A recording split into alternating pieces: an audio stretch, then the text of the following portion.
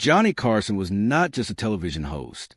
He was the most trusted face on American late-night television for more than 30 years. Every weeknight, millions of people across the United States would sit in their living rooms and watch him walk out from behind that famous curtain, smile at the camera, and take his place behind the desk. His confidence was so natural and his humor so sharp that watching him felt like sitting across from a very funny, very calm friend. He made everything look easy. But like most things that look easy on television, there was a great deal of real skill happening just below the surface. The Tonight Show starring Johnny Carson ran from 1962 to 1992, and during that long time, Carson interviewed thousands of guests, presidents, poets, athletes, actors, and singers. He helped launch the careers of people like Jerry Seinfeld and Jay Leno. His approval was so powerful that a single appearance could turn an unknown comedian into a household name. Almost every celebrity in America wanted to sit in that chair. But behind the glamour and the laughter, Carson and his team faced a challenge that most viewers never saw. Several of his guests arrived on set in no condition to be on live television at all. The Tonight Show was recorded in front of a live studio audience every night. That meant there were no second chances. Whatever happened on camera went straight to millions of people watching from home. There was no pause button, no way to cut the tape, and no way to clean things up after the fact. This was the hidden pressure Carson and his team lived with every single night. The 1970s and 1980s were also a very different time in Hollywood. Drug and alcohol use among celebrities was not just common. It was almost expected in certain social circles. Many of the biggest stars of that era lived extremely fast lives, and some carried the effects of that lifestyle straight to the television studio. The entertainment press was also far less aggressive than it is today. There were no smartphones, no social media, and number 24-hour celebrity news cycle. What happened backstage often stayed backstage. So when a guest looked or acted strangely, most viewers simply assumed the person was having an off night. Carson, of course, always knew exactly what was happening, and his ability to manage these situations with grace and skill was one of the quiet secrets behind the show's incredible longevity. George Carlin is widely considered one of the greatest comedians who ever lived, and his appearances on The Tonight Show are still talked about today. But Carlin, during the 1970s, was going through one of the most dramatic personal changes of any performer in that era. Early in his career, he had been a safe, clean-cut comedian who wore suits and told jokes that were perfectly fine for television. Then something changed. Carlin grew his hair long, stopped wearing ties, and began performing a completely different kind of comedy. His new material was sharp, political, and often angry. He started talking about things that television was not comfortable with: government lies, corporate greed, and the strange rules of everyday American life. He became a hero to the counterculture movement, and his fans loved him precisely because he said the things other comedians were afraid to even think about. Along with this big personal change came a well-known involvement with drugs, something Carlin spoke about honestly in later interviews. When Carlin sat across from Carson during this period, viewers could sense right away that something was different about him. His energy was loose and hard to pin down. He sometimes seemed distracted or deep inside his own thoughts. But what made Carlin unique was that even in those moments, his mind never actually stopped working. His timing stayed sharp. His jokes still landed, and his intelligence was always on full display. Carson understood this and gave Carlin the freedom to speak naturally, resulting in some of the most interesting and memorable conversations in the entire history of the show. Dean Martin had one of the cleverest public images in the history of show business, even if that image was not entirely planned from the very beginning. By the time he became a major television star in the 1960s and 1970s, he had built his whole personality around the idea that he was always slightly drunk. It was his brand, and he wore it proudly everywhere he went. His television specials were full of jokes about drinking. He would stumble slightly, slur a word here or there, and wink at the camera as if to let the audience in on the joke. People loved it because it seemed playful and charming rather than sad or worrying. The question people argued about for many decades was simple: how much it was actually a performance. The truth, as people who knew Martin personally have said, was somewhere in the complicated middle. Martin did drink, and he was well known for enjoying alcohol throughout his life. But he was also a very skilled performer who understood how to use that image to his professional advantage.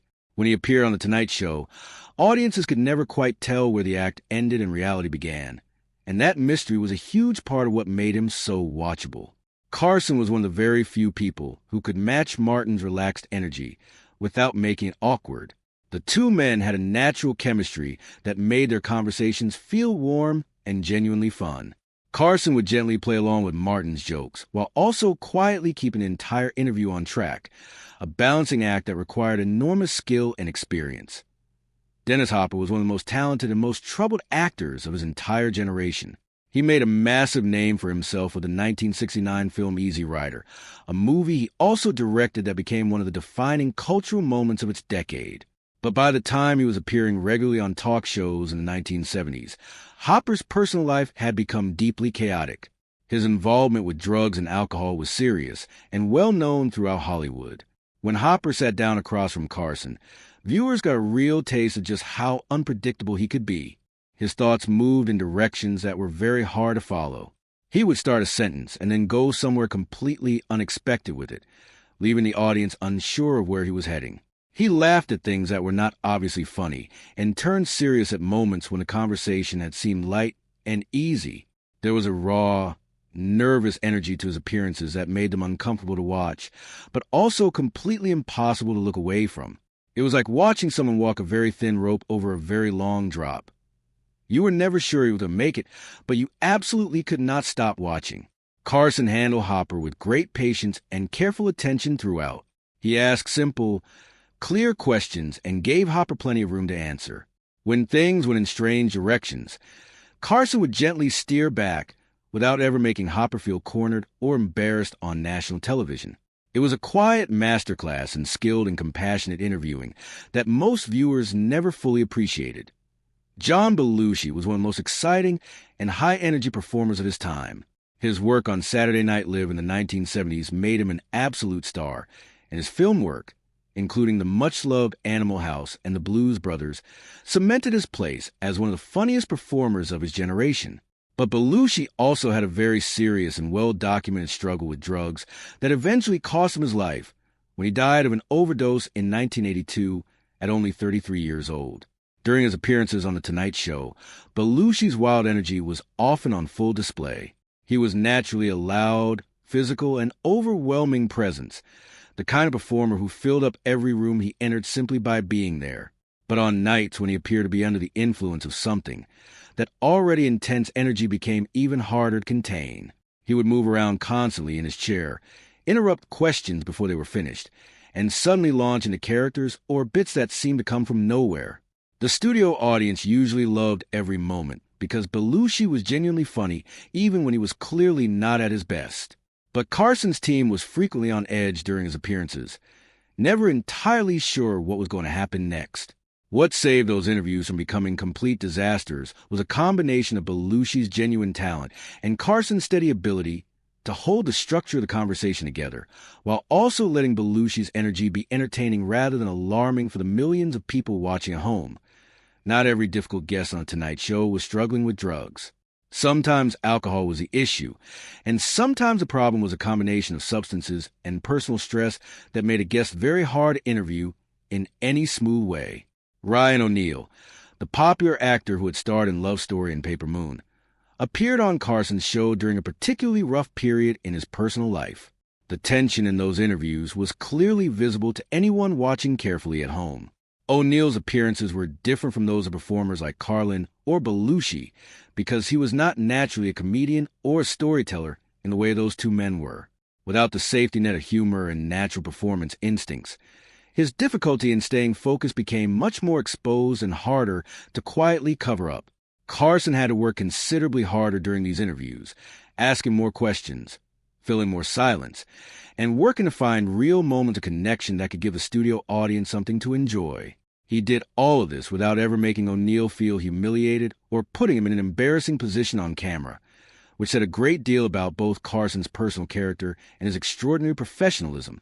People who work closely with Carson have noted that these quieter, more struggling guests were actually the ones he found most emotionally draining. A wild comedian who came out funny and chaotic was manageable, A quiet, struggling guest who needed to be carefully supported through an entire interview was a far harder challenge entirely. Don Rickles was known throughout Hollywood as one of the sharpest and most fearlessly funny comedians of his generation. His whole comedy style was built entirely around insults, and he was so brilliantly good at delivering them that people actually felt honored when he made them the target of a joke. Frank Sinatra loved him. Audiences everywhere adored him. And Carson himself genuinely enjoyed having Rickles on the show because the man was almost always guaranteed to create completely unforgettable television. But Rickles on certain nights was a very different experience from Rickles at his focused best. There were appearances during which his jokes hit harder than they should have, when his energy seemed to come from somewhere beyond normal professional enthusiasm, and when the boundaries he usually understood very well began to blur in ways that made people around him visibly uncomfortable. What made Rickles particularly tricky for Carson to manage was that his entire act was built on crossing lines. That was the whole point of what he did, and it was the source of his enormous popularity. So when Rickles pushed things further than usual, it was genuinely difficult for Carson to tell whether this was a very bold performance or whether something else was influencing the night. Carson had to make those judgment calls in real time on live television in front of millions of people. He usually managed it with remarkable skill, using his quick wit to redirect the energy in the room. The two men had enough mutual respect that things never fully fell apart on air, though some of those nights came considerably closer to the edge than most viewers ever realized. Carl Sagan was not a Hollywood celebrity in the traditional sense. He was a brilliant scientist, an astronomer, and one of the most gifted communicators of complex ideas that the modern world had ever seen. He became famous to the general public through his television series Cosmos, which aired in 1980, and introduced millions of ordinary people to the beauty and scale of the universe in a way that was both deeply educational and truly inspiring to watch. When Sagan appeared on Tonight Show, something unusual and very special happened. He brought with him an energy and a quality of presence that was entirely different from anything else the show had ever seen. Sagan was famously open about his personal use of marijuana, which he believed helped him think more creatively and see connections between ideas he might otherwise have missed. Whether or not he was under any influence during specific Tonight Show appearances is a matter of some debate. What is not debatable is that his on-air presence was distinctly different, dreamy, deeply philosophical, and sometimes almost disconnected from the normal fast-paced flow of a late-night conversation. Carson was absolutely fascinated by Sagan and made no effort to hide that fact. He genuinely loved talking to him, and their conversations about space, the size of the universe, and humanity's place among the stars were among the most unusual and thought-provoking segments in the entire long run of The Tonight Show. Where other difficult guests tested Carson's patience and skill, Sagan simply transported the whole show somewhere else entirely, somewhere vast, quiet, and completely full of wonder. Looking back at all of these moments together, what stands out most is not the behavior of the guests. It is the extraordinary skill and quiet decency of the man sitting across from them. Johnny Carson had every opportunity to embarrass the people who sat in his guest chair on their worst nights. He could have let awkward silences drag on. He could have made sharp jokes at his guest's expense and gotten big laughs from doing so. He could have simply ended the interview early and moved on, leaving the guest stranded on live television in front of millions of people. He almost never did any of those things. Instead, Carson chose again and again to protect the people who came onto his show, even when they made that protection very difficult. He adjusted his style, shortened his questions, used humor as a kind tool rather than a weapon, and kept his cool in situations that would have rattled most people badly. His ability to stay calm and compassionate under real and unpredictable pressure was one of the most important and least celebrated parts of what made him so genuinely special.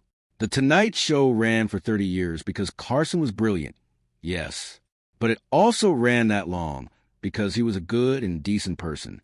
Millions of people trusted him, and he earned that trust every single night he sat behind that desk. The guests who appeared on their worst nights never faced a host who wanted to tear them down. They faced a man who wanted, above everything else, to make good television while treating every person in that chair with real respect and basic human kindness. That rare combination of extraordinary talent and genuine decency is exactly why Johnny Carson remains, decades after his very last show, the undisputed king of late-night television. When people think about The Tonight Show starring Johnny Carson, they usually think about the jokes, the monologues, and the smooth conversations with famous guests. What most people do not think about is the enormous amount of skill and patience that Carson needed just to keep things running properly night after night. The show was live every single night. There were no edits, no second takes, and no safety net of any kind. Whatever happened in front of the cameras went straight to millions of living rooms across America without any filter or delay. For 30 years, Carson walked out onto that stage and faced whatever night had waiting for him, and he did it with a calm and confidence that made it all look natural and easy. But some nights were harder than others. Over the long run of the show, several guests arrived on set in no condition to be on live television. Some were dealing with alcohol. Some were clearly under the influence of drugs. And some were simply going through very difficult personal periods in their lives that showed clearly on their faces and in their words when the cameras started rolling. What made these moments so fascinating to watch, even decades later, was not only the behavior of the celebrities sitting in the guest chair. It was the quiet and incredible skill of Johnny Carson as he held everything together around them, without ever making his guests feel small, exposed, or ashamed. He protected people on their worst nights while still keeping millions of viewers entertained at home, and he did it so smoothly that most people watching never realized just how hard he was working beneath that calm and easy smile. It is also worth remembering how different the world of television was during the era